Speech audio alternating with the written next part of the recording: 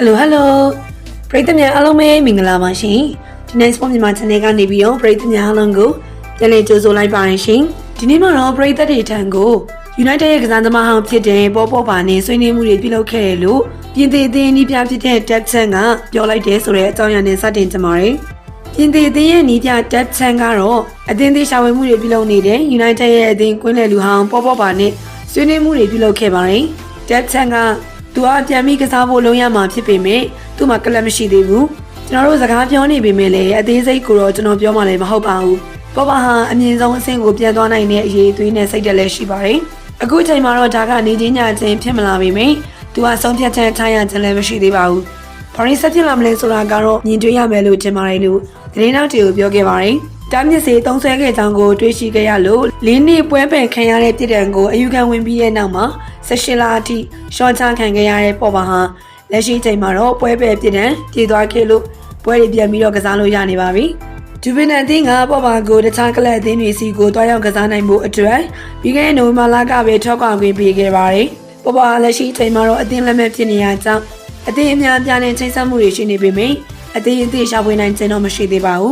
းပေါ်ပါကလာမယ့်2026ခုနှစ်ကမ္ဘာ့ဖလားပြိုင်ပွဲမှာပြင်သစ်အသင်းလူစိမ်းနဲ့ပါဝင်ဖို့အတွက်ရည်ရွယ်ထားတာမို့ဥရောပပြိုင်ပွဲရှင်ပြိုင်ခွင့်ရရှိနေတဲ့ထိပ်တန်းကလပ်အသင်းတွေစီကိုပြောင်းရွှေ့တင်နေတာလည်းဖြစ်ပါတယ်။ပေါ်ပါတရပွဲရည်နဲ့ကာလရှိကြောင်ဝေးကွာနေပေမဲ့ပြင်သစ်အသင်းနီးပြDeb Chanကတော့သူကပွဲရဲ့အမြင့်ဆုံးအဆင့်ကိုပြန်လာနိုင်မယ်လို့ယုံကြည်မှုရှိနေပါတယ်။ Deb Chanနဲ့ပေါ်ပါတို့ဟာပြင်သစ်အသင်းမှာကာလရှိလက်တွဲခဲ့ပြီးတော့2018ခုနှစ်ကမ္ဘာ့ဖလားနဲ့2021ခုနှစ် National League ဖလားတို့ကိုရယူနိုင်ခဲ့တာလည်းဖြစ်ပါတယ်။အသက်အရွယ်အနေနဲ့32နှစ်အရွယ်ရှိတဲ့ပေါ်ပါဟ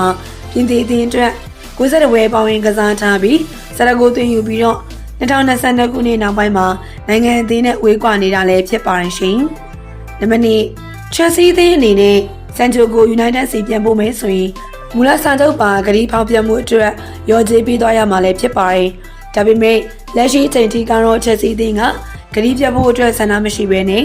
Santiago အပြီးသက်ခေါ်ယူမှလည်းဖြစ်တယ်လို့ Santiago ရိုင်းကလည်း Chelsea မှာဆက်ပြီးတော့နေကြနေပါတယ်။ United ရဲ့ဆန္ဒကတော့ရှင်းပါတယ်။ဒီလက်Santiagoအသင်းမှာလုံးဝပြန်လဲခေါ်ယူသွားဖို့အတွက်ဆန္ဒမရှိပါဘူး။ United ကSantiago Chelsea အသင်းစီကိုအငှားချထားပြီးမိသူရဲ့လောက်ကားလားစာတစ်ပတ်ကိုပေါင်2,500နဲ့ကနေပြီးတော့ဒီစိတ်တစ်ပိုင်းကိုပေးချင်နေရလဲဖြစ်ပါတယ်။ Chelsea အသင်းဟာSantiagoအသင်းမှာဆက်ပြီးတော့ထိန်းထားမလားဒါမှမဟုတ် United အသင်းစီကိုပဲပြန်ပို့သွားမလားဆိုတာကိုတော့အကြခင်မှာပဲဆုံးဖြတ်ချက်ချရဖို့အတွက်ရှိနေပါတယ်။ဆန်ချိုကတော့ Chelsea အသင်းမှာကစားရတာကိုအလုံးပြောရွှင်နေတယ်လို့မကြခင်ကမှပြုလုပ်ခဲ့တဲ့အင်တာဗျူးတစ်ခုမှာပြောသွားပါတယ်။ဆန်ချိုဟာဒီယန်ဒီမှာ Chelsea အသင်းအတွက်28ဝယ်ကစားထားပြီးတော့2ဂိုးသွင်းယူပြီးဂိုးပန်တင်မှုအနေနဲ့6ချိန်တောင်မှပြုလုပ်ထားတာလည်းဖြစ်ပါတယ်ရှင်။နံပါတ်3မခန့်အသင်းနဲ့နီးပြကိုတရေနေတွေခန့်ခဲ့တာလို့ပြောခဲ့တဲ့ Sergio Ragli ရဲ့အကြောင်းအရာကိုပြပြပေးသွားကြပါမယ်။ United အသင်းရဲ့ပူးရဲပိုင်ရှင်တီဖြစ်တဲ့ Sergio Ragli ကတော့ဆန်လက်ပါကူဇန်လက်ထက်အပြီးမှာခန့်အပ်ခံခဲ့ရတဲ့နီးပြတယောက်ကို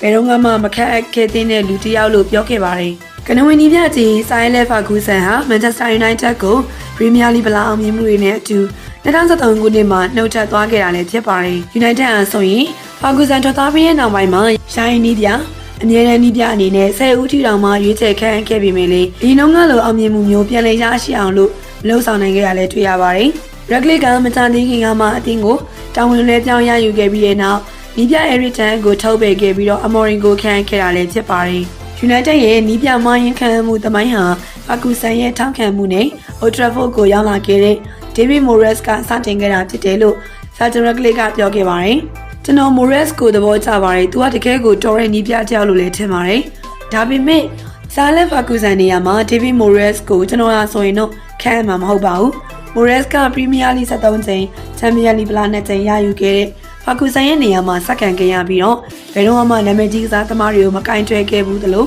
ဘာဗလာမှလည်းရယူခဲ့ဘူးတဲ့လူမဟုတ်ပါဘူး။သူကအဲ့လိုကစားသမားတွေရှေ့မှာရက်နိုင်လောက်တဲ့ကိုရီကူသွေးလည်းရှိမနေပါဘူး။ Real Madrid သာဆိုရင်လို့ရှိရင်ဒီလိုနီးပြ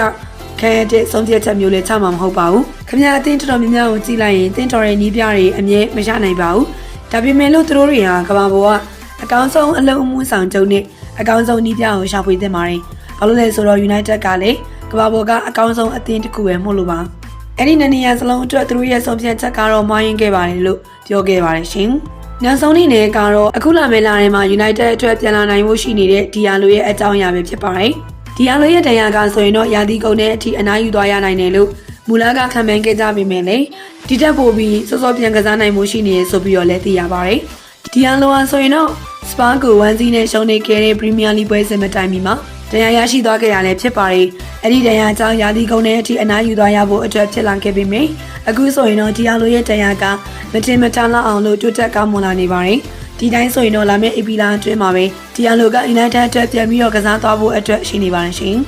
ဟုတ်ကဲ့ပါဒီနေ့ရဲ့သတင်းအကြောင်းအရာကဒီလောက်ပါပဲရှင်နောက်ဆက်ရပြီးကြတဲ့ Trail ပရိသတ်များအားလုံးကိုလည်းအထူးတူပဲကျေးဇူးတင်ပါတယ်ပရိသတ်များအားလုံးလည်းနေ့အတွက်မှာရွှေခွက်နဲ့ငွေတွေအပြည့်အမှခံယူနိုင်ကြပါစေရှင်